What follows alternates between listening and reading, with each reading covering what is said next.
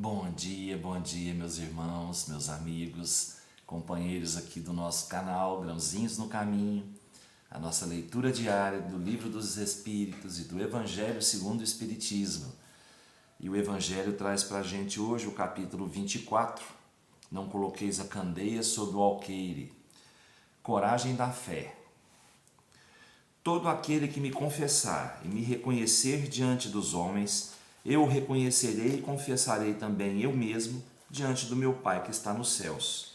E todo aquele que me renegar diante dos homens, eu o renegarei também eu mesmo diante do meu Pai que está nos céus. Se alguém se envergonha de mim e das minhas palavras, o Filho do Homem se envergonhará também dele, quando vier em sua glória e na de seu Pai e dos santos anjos. A coragem da opinião sempre foi considerada entre os homens, porque há mérito em afrontar os perigos, as perseguições, as contradições e mesmo os simples sarcasmos, aos quais se expõe quase sempre aquele que não te me confessar claramente ideias que não são as de todo mundo. Aqui, como em tudo, o mérito está em razão das circunstâncias e da importância do resultado. Há sempre fraqueza em recuar diante das consequências da opinião e em renegá-la, mas há casos de uma covardia tão grande quanto a de fugir no momento do combate. Jesus assinala essa covardia do ponto de vista especial da sua doutrina, dizendo que se alguém se envergonha das suas palavras, ele se envergonhará também dele, que renegará aquele que o tiver renegado, que aquele que o confessar diante dos homens o reconhecerá diante do seu Pai que está nos céus. Em outros termos, aqueles que tiverem medo de se confessarem discípulos da verdade não são dignos de serem admitidos no reino da verdade. Perderão o benefício de sua fé, porque é uma fé egoísta que guardam para si mesmos, mas que escondem com medo que lhes cause prejuízo neste mundo, enquanto que, colocando a verdade acima de seus interesses materiais, aqueles que a proclamam abertamente trabalham ao mesmo tempo para o seu futuro e o dos outros. Assim o será com os adeptos do Espiritismo, uma vez que a sua doutrina, não sendo outra senão o desenvolvimento e a aplicação da do Evangelho, é a eles também que se dirigem as palavras do Cristo. Semeiam na terra o que colherão na vida espiritual. Lá colherão os frutos da sua coragem ou da sua fraqueza. Muito bem. Quantas vezes a gente já foi criticado, por demonstrar nossa fé, pela nossa crença. Quantas vezes a nossa fé já foi colocada à prova para provar a nossa força, e a nossa crença. Então, todas as vezes que a nossa fé for colocada à prova ou for submetida a julgamentos, que nós possamos, afrontar isso com exemplos de fé.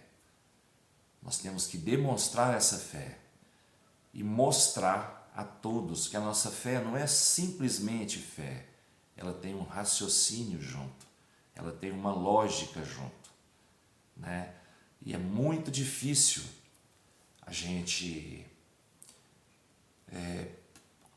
poder, ter a oportunidade de demonstrar nossa fé, e exercer essa demonstração com toda certeza, com toda confiança. Muitas vezes a gente se cala para evitar o atrito com alguém, A gente se cala na oportunidade que a gente tem para demonstrar em que a gente realmente acredita.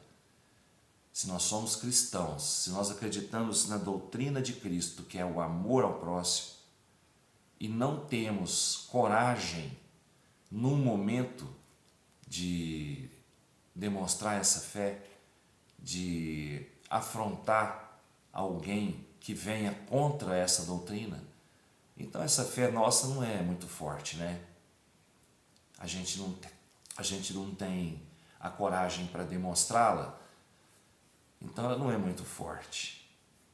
Vamos pensar um pouquinho sobre isso, que oportunidades para demonstrar nossa fé nós temos todo dia. Nós temos todo dia. Deus coloca para a gente essas oportunidades para testar seus filhos, para ver em que se baseia a vida do cristão, principalmente a vida do espírita, que recebe a verdade através dos espíritos e através do Evangelho e dos livros kardecianos, né? De vários livros, os livros de Umbanda, que nos mostram também o caminhar da vida espiritual.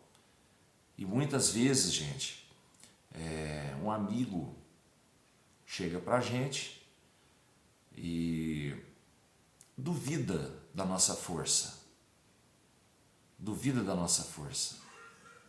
E nós, como cristãos, como seguidores da doutrina espírita, principalmente, temos que demonstrar e mostrar a ele que a nossa força é válida, que a nossa fé é forte e que a nossa fé ela é baseada na razão, na lógica e no aprendizado que a gente tem diariamente, né, com o Livro dos Espíritos e os outros livros que a gente já estudou e que a gente lê e pelas mensagens que a gente recebe, né, nos mostrando e nos provando que a vida aqui na Terra é somente passagem, que a verdadeira vida é a vida espiritual e que nós temos que cultivar as boas obras para que a gente possa um dia, né, lá na vida espiritual,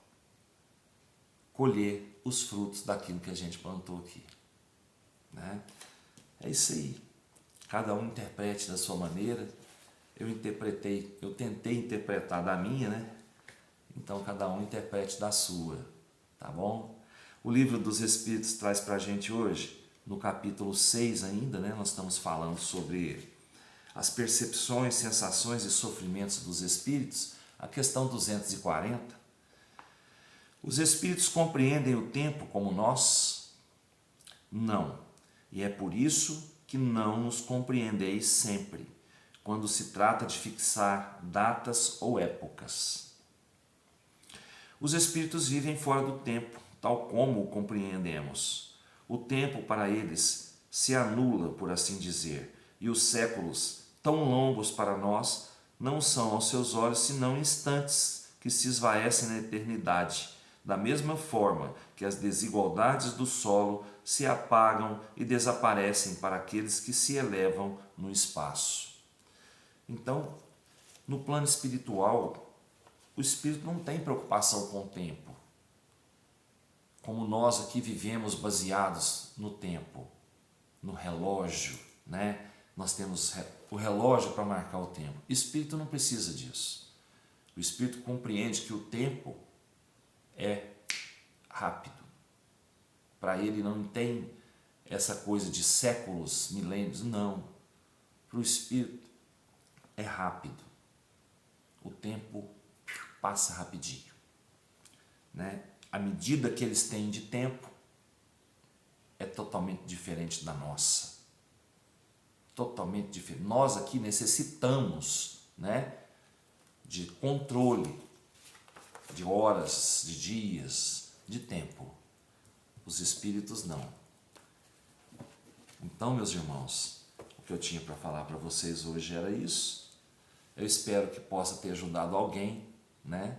Uma pessoa só que a gente ajude com uma palavra já é o suficiente. Já ganhamos alguma coisa de bom, né? Então fiquem com Deus, uma ótima quinta-feira, com muita paz, muita luz, saúde, trabalho, fé e esperança. Que Jesus nos abençoe. Até amanhã, se Deus quiser, e eu tenho certeza que Ele quer. Beijo no coração.